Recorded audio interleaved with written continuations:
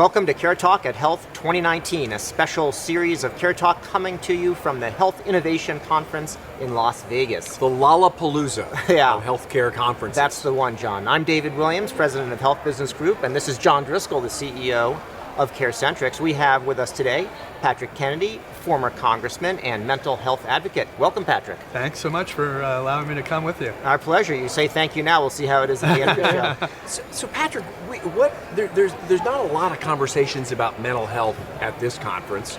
Can you tell us a little bit about what's the state of mental health care right now in the U.S.?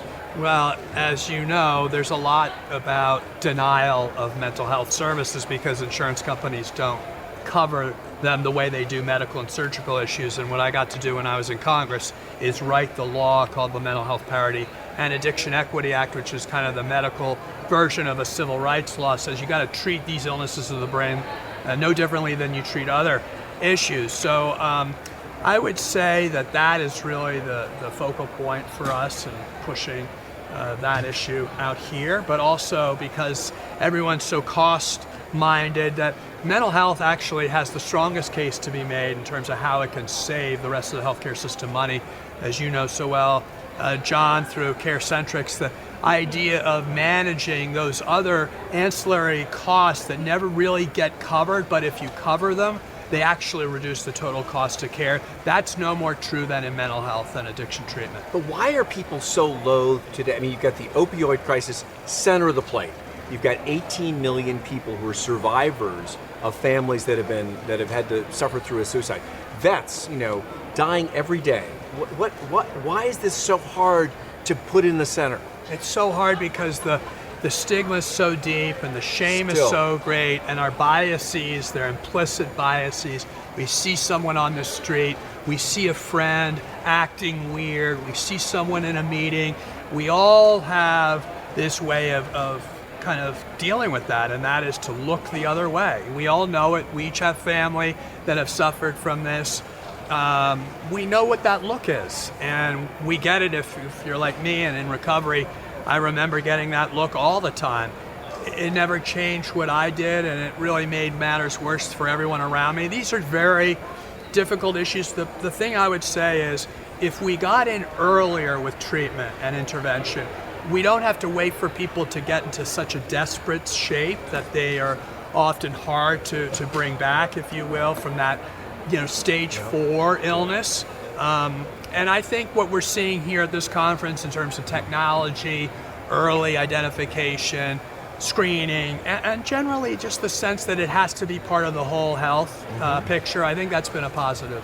Patrick, what are you seeing from a generational standpoint? Because you mentioned the stigma. One thing I've noticed is on the younger generation is actually seemingly less stigma and almost a kind of a flooding of like at colleges and places, a flooding of mental health field. Are you seeing a generational difference? What do you notice there? Yeah, I mean, the thing I notice is the advocacy. I'm most focused on how do we get Congress to do more, which they need to, and of course these state legislatures. And yes, it's good this new generation is much more open. They're not tied down by these old factors of shame and so forth, but we're still kind of bereft of any organized kind of advocacy. I think it's a good thing. People want to get more help. I think that is great, but as you know, the people that really need the help the most, people who are living on the streets, homeless in these tent cities around the country, we need to do something about them. It's nice to focus on this and that, but we have to look at this across the spectrum. We need to keep people who are healthy, but we have to take care of those who've already become very desperately ill.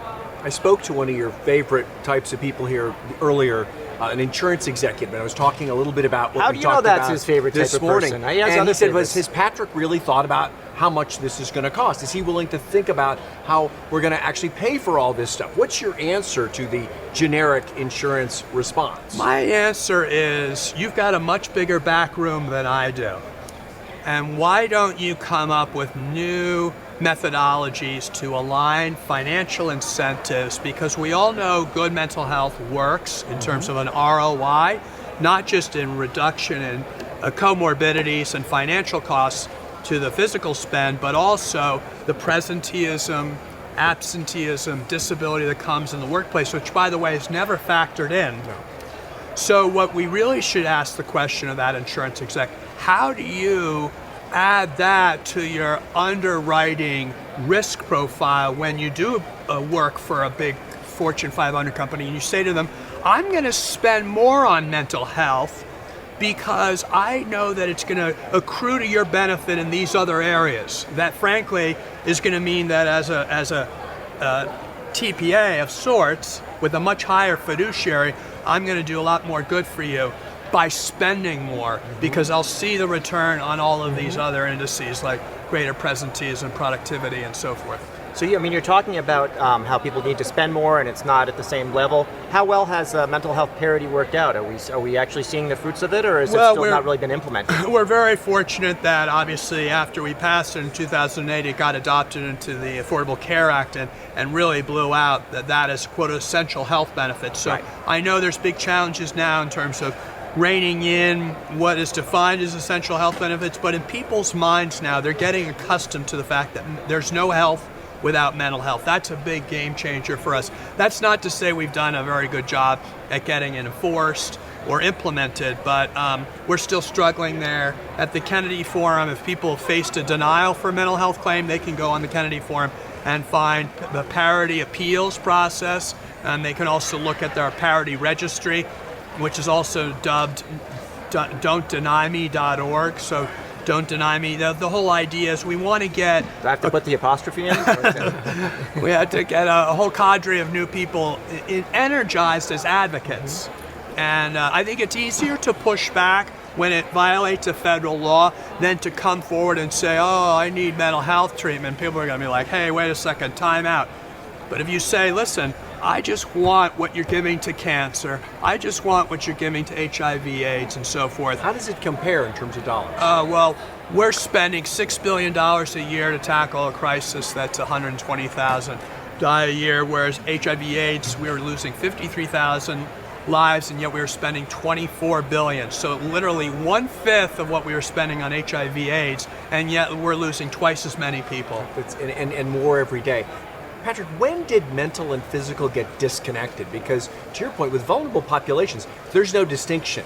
If you're depressed, you're not going to take your meds. You're going to have a harder time getting your energy to actually go to work. It's really deeply tied in. When did it get broken apart? It's so hard and confounding to figure this out. All I can say is that we do have a challenge between defining mental illness and mental health. So people with schizophrenia and other severe and persistent mental illnesses, they need a whole track of response. Everyone else, including people with depression, anxiety, addiction, need often part of the same track, but part of another track, which helps everyone, which is, let's just make sure this is not something that is different, but it's normal in healthcare. But people often say, well, I'm not mentally ill, so I must be all right. Well, no, you're facing disability due to some mental condition. It may be subtle, maybe just depression, takes a few hours of your day off, but that's real and it adds up. And that shouldn't be discounted because it's not as bad as people who have, big, serious mental illness. Yeah. So how do you, it sounds like it's as much of a social problem as a political one and a clinical one. What can we do as people who care about our own family members who are going through difficulty, whether it's persistent or episodic? What can we do to kind of change that? Well, we can do what our country needs to do more of, and that is find community. My Aunt Eunice started Special Olympics. What was the big game changer there? It was bringing people together that felt isolated and shamed because of their intellectual disability, and their families felt shamed. And then everyone came together. Sport was the great unifier. I don't know what that is for this movement, but I do know that you're stronger if people can say, like in Al-Anon, they can find others that have been through the same experience of living with someone with active illness, of addiction and alcoholism. Obviously 12-step recovery, big fan of that. That saved my life. But it's community that really saves us. And the one distinction with all of these illnesses is that isolation is what allows it to thrive. And we need to reduce people's isolation. And that means, we can be isolated in a big auditorium like this because of our over-reliance on technology and other things. Good. So about technology, digital health is an area, mental health is an area where a lot of people have said digital is a good place there because people might rather speak to a machine than a person. That's true. And in terms of I access, feel that way with it's you. easier. I'd rather speak to a machine, John. Maybe we can arrange that a little bit later. That's our next guest will be. Maybe we'll have one of our robot guest. Maybe not. But is digital health, does it lend itself well for mental health? It does, because chronic disease management's never been part of our treatment of addiction and mental illness. And yet with your iPhone, you can keep much better track of your own mental health. And where you allow it, you can allow others to keep better track of how your mental health is. And that can be a big game changer. Rather than saying, I'm going through a tough time now, or I don't know it, but my activity shows that I'm not moving around the same way. It shows that I'm using social media in a way that is aberrant from how I usually use it, or in my voice, even my voice modulation can indicate some level of depression or the like. These are all what they call new biomarkers that can be harnessed digitally and deployed in the service of people who are struggling with chronic illnesses, so they don't have to wait till it's next Thursday my meeting with the psychiatrist, because people need real-time help. And frankly, we have a real access problem because we've actually starved the supply of psychiatric beds, of psychiatrists, of social workers. The lack of dollars has really shrunk the availability. And I would think that digital can it augment the system? There's no question. As I said, for us to keep pace with people before they go off, so as to kind of have an early warning system. And people can do through advanced directives, they can empower others to step in and help them when they need it. There's just so much that is possible. And I think that's exciting use of technology for people to get the care they need. And of course, the technology allows me to know within a 5-mile radius when the next AA meeting is.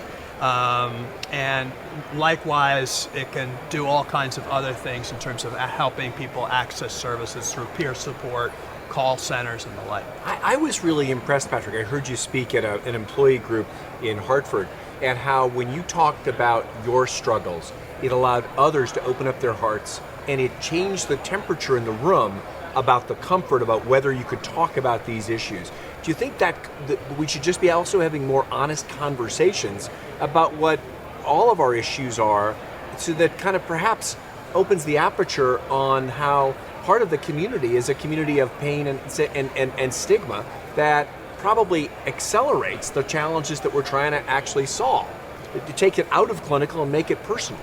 There's no question, as I said, that breaking down those qualities of isolation really help people thrive in recovery and gain recovery. But it's also important that we talk about this as part of just overall fitness. President Kennedy started the President's Award on Physical Fitness, focused the whole country Got a lot of relatives that did stuff. got things done. I know, it's for me. It's I forgot about that. What's left? It's a common name, but yeah. But like the Green Berets, most mental health in any other branch of the service, you say to yourself, what do the Green Berets need mental health for? They're so incredible. But they look at it as a positive. They want to take everything that they can use to help them further their mission. Give them edge. And they know that having that mindfulness, focus, limiting distractive thoughts, intrusive thoughts can help them pinpoint their target, be a better asset to all of their surrounding soldiers. That kind of feeling is what we've been missing in this country, so that people look at mental health not to be, oh geez, I don't want any of that mental health, I don't want the stigma that sticks to that.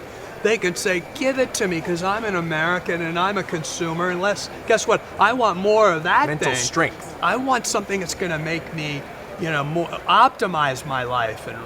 And we walk by the bookstores, it's all a big list of how to make yourself more beautiful, or you should try to read some of those. I'm going to try that, John, but I'll tell you what, I think I'm going to go to the bookstore now, and I'm going to say thank you to Patrick Kennedy, our guest here.